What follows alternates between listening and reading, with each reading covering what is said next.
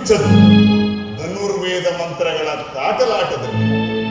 ಹೀಗೆ ಬಂದಿಬ್ಬರು ಕರ್ಣನನ್ನು ಆ ಶಬ್ದ ಪಂಡಿತರು ಇದನ್ನೇ ಉಚ್ಚರಿಸುವರು. ಎಣದ ಶಾಂತಿಗೆ ಮೆಚ್ಚಿದವರು. ಬೆಟ್ಟದಂತ ಬಲಯುತನು ಕಟ್ಟಿ ಕಂಕಣವ ನೆತ್ತರದ ಒಳ ನೆಟ್ಟು ನಡೆಯುತ್ತಾರೆ. ದಿಟ್ಟಿಸಿದ ಈ ಜಗಜ್ಜಟ್ಟಿಯ ಬಿಟ್ಟು ತಾನೇ ಮಾರಿ ಮೃತ್ಯುಂಜಯನಿಗೆ ಮೊರೆ ಇಡಲಿಕ್ಕೆ. ಆ ಬಳಿಕ ಕರ್ಣ ಕೇವಲ ಕೀಟಕ. ಇದು ಬರೀ ಶಬ್ದಾಡಂಬರ. ಅಂಗವಟ್ಟಲ್ಲ ಈ ಜೀವನದು. ಆ ಮಾರಿಯ ಮುಸುಳಿಯನ್ನೇ ತಿಕ್ಕಿ ತಿಕ್ಕಿ ಕೇಳುವೆನು. ಆ ಬಳಿಕ ಕರ್ಣ ಕೇವಲ ಕೀಟಾಣು. ಬಲ ಭೀಮನೇ, ಬರೀ ಬಲಶಾಲಿಗೆ ಪ್ರವೇಶವಿಲ್ಲ ಈ ವಿಜ್ಞಾನ ಪ್ರಪಂಚದಲ್ಲಿ. ಭೀಮಸೇನ, ತಿರಸ್ಕಾರವೆನ್ನದೇ ಪುರಸ್ಕಾರವೆಂದು ತಿಳಿದುಕೋ ಈ ನನ್ನ ಉದ್ಧಾರ. ಆದರೇನಾಯ್ತು ಧರ್ಮಾವತಾರ? ಆ ಅಜ್ಞಾನದ ಶಕ್ತಿಯನ್ನು ಮುರಿದುಗುವ ಮಹಾಶಕ್ತಿಯೊಂದಿದೆ ಸಾಂಖ್ಯಾಯೋಗವು.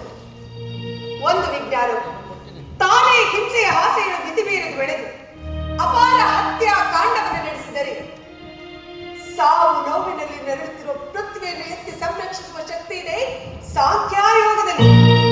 ಪಾಂಡವರ ಜೀವಿತ ಸಾಂಖ್ಯ, ನಮ್ಮ ಬಲ್ಲಿದ ಗೊಲ್ಲನೆ ಕಪಿಲ. ಕುರುಕ್ಷೇತ್ರವೇ ಮಹಾಯೋಗವು. ಪಾಂಡವರ ಹೋರಾಟವೇ ಕಠಿಣ ಸಾಧನೆ. ಮೂರ್ತಿವಂತ ವಿಜ್ಞಾನಿ ಆಗಿರಲಿ ಆ ಕರ್ಣನ ತಲೆ ತೆಗೆದವನೇ ಸಾಂಖ್ಯರು. ಈ ಬುದ್ಧಿಯ ಮಕ್ಕಳು ಎಂತಾದರಾಗಲಿ ಕರ್ಣನನ್ನು ಕೊಲ್ಲುವುದು ಕಠಿಣ. ಏನದು? ಕರ್ಣನನ್ನು ಕೊಲ್ಲುವುದು ಕೌಂತೆಯರಿಗೆ ಸಾಧ್ಯವಿಲ್ಲವಂತೆ. ಅದು ಅಣ್ಣನವರ ಉದ್ಗಾರ. ಸತ್ಯ, ತ್ರಿವಾರ ಸತ್ಯ. ಕೃಷ್ಣದೇವ, ಕೃಷ್ಣ, ಇಂದಿನ ರಣಾಂಗಣ ತುಂಬಿ ಬಂದಿದೆ ಕರ್ಣ ರಸಾಯನದಿಂದ. ಸತ್ಯಧರ್ಮದೇವ ಕಬ್ಬಗೆಯ ಕಾರುವ ಕಾರ್ಮೋಡಗಳನ್ನು ಎಬ್ಬಿಸುವನು. ವಿಷದ ಬಬ್ಬುಳಿಕೆಯನ್ನೆಬ್ಬಿಸುವಂತಹ ವಿಷವಾಯುವನ್ನೇ ಹುಟ್ಟಿಸುವನು. ಬೆಂಕಿಯ ಮಳೆಯನ್ನೇ ಬೀಳಿಸುವನು. ಕೋಲ್ಮಿಂಚಿನ ಸಿಡಿಲುಗಳನ್ನೇ ತುಂಬುವನು.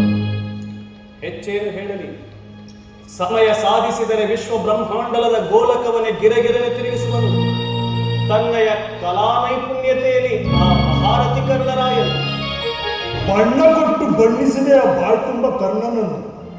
ಓ ವಿಜ್ಞಾನಿಗಳ ರಸ, ಯೋಗಿಗಳ ದೊರೆ, ನಿನ್ನ ಬಲಗೊಂಡ ಪಾಂಡವರ ಭವಿಷ್ಯದ ಬಸರಲ್ಲಿ ಬೆಳಗುತ್ತಿದೆ ಜಯಶ್ರೀಯ ಹೊಂಗಿರನ ಮಂಗಳಾರತಿ. ಭೀಮ, ಇಂತಹ ಕಲ್ಪನೆಯ ಕನಸು ಕಾಲನಿಗೂ ತಿಳಿಸು. ಇಂದಿನ ಬಲ್ಲಿದ ಬಿಲ್ಲಾಳುವೆ ಆ ಮಹಾರಥಿ ಕರ್ಣ.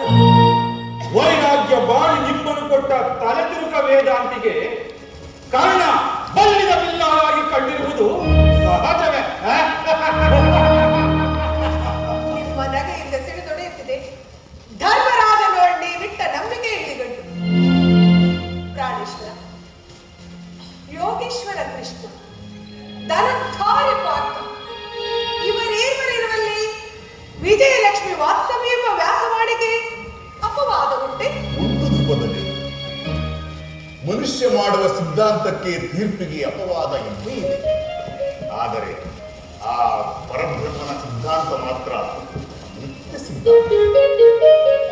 ಒಟ್ಟಾರೆ ಕರ್ಣನನ್ನು ಕೊಲ್ಲುವುದು ಧರ್ಮರಾಜ, ಹಣಗಣ್ಣಿನ ಕಾಳಾಗ್ನಿಯ ಕಿಚ್ಚೊಟ್ಟು ನನ್ನ ಬೆಂಗಳೆಯಲ್ಲಿ. ಆತ ನಿನ್ನ ಬೆಂಗಣೆಯಿಂದ ಆ ಹಣೆಗಣ್ಣಿನ ಕಿಚ್ಚು ದಗದಗಿಸಿದರೆ ಅದನ್ನಾರಿಸಲಿಕ್ಕೆ ಜಿಗಿದು ಬರುವಳು ಜೀವಗಂಗೆ. ಅವನ ಜಡೆಯನ್ನು ಬಿಟ್ಟು ಕರ್ಣನ ವರ್ಣಾಸ್ತ್ರ ಪ್ರಯೋಗದಲ್ಲಿ. ಏನಾದರೇನೆಂದ ವೇಣುಗೋಪಾಲ, ಪರಶುವನಿಂದ ಪಡೆದ ಈ ಪಾಶುಪತಾಸ್ತ್ರ ಅಜೇಯವಾಗಿತ್ತು.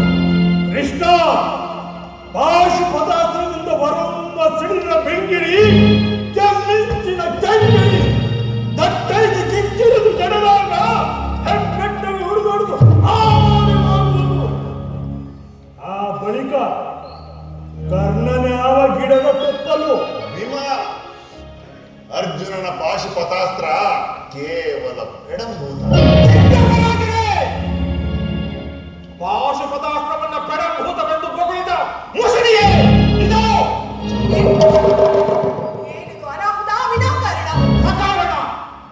ಪಾಶುಪತಾಸ್ತ್ರವನ್ನು ನಿಂದಿಸಿದ ಕಹಿನಾಲಿಗೆಯವನನ್ನು ಕೊಲ್ಲುವರೆಗೂ ಪ್ರತಿಜ್ಞೆ ಮಾಡಿರುವೆ. ದೂರಾಗು, ದೂರಾಗು. ಹೊರಡಾಡೆ ಕುಂತಹ ಮಾತೆಯಾಡೆ ಶ್ರೀಕೃಷ್ಣನಾಡೆ ಕೈಯ ತಡೆಯಿರಿ, ಸ್ವಲ್ಪ ಸಮಯದ ತಡೆ. ಅಪ್ಪ ಅದಾವ ವಿಧಿ ಕುತ್ತು ದೊತ್ತೆಂದ ಹೆಡೆಯತ್ತೆ ನಿಂತು ಏ ಕೃಷ್ಣ ಮುರಾರಿ ಬಿಚ್ಚಿ ಹೇಳನಿಗೆ ಪ್ರಚಂಡ ತಪ್ಪಿಗೆ. ಅರ್ಜುನ, ನಿಂದಿಸಲು ನಿನ್ನ ಅಗ್ರಜ, ನೀಗದು ನಿನ್ನ ಶುದ್ಧತನ ಅಲ್ಲದೆ ಆಗದು ವೈರಿಕರ್ಣನ ಅವಸಾನ. ಮಾಧವ, ಮನ್ನಿಸು ಮಾಧವ. ಹೇ ಕೃಷ್ಣ ಮುರಾರಿ, ದಯಮಾಡಿ ಕರ್ಣ ಸಂಹಾರದ ಬಗ್ಗೆ ಇಂದು ತಿಳಿಸುತ್ತೇವೆ. ಭಾರತ ಅಂದು ಪರಶಿವನಿಂದ ಪಡೆದ ಪಾಶುಪತಾಸ್ತ್ರದೊಂದಿಗೆ ಪಾರ್ವತಿ ದೇವಿ ಇತ್ತ ಅಂಜನಾಸ್ತ್ರವನ್ನು ಆ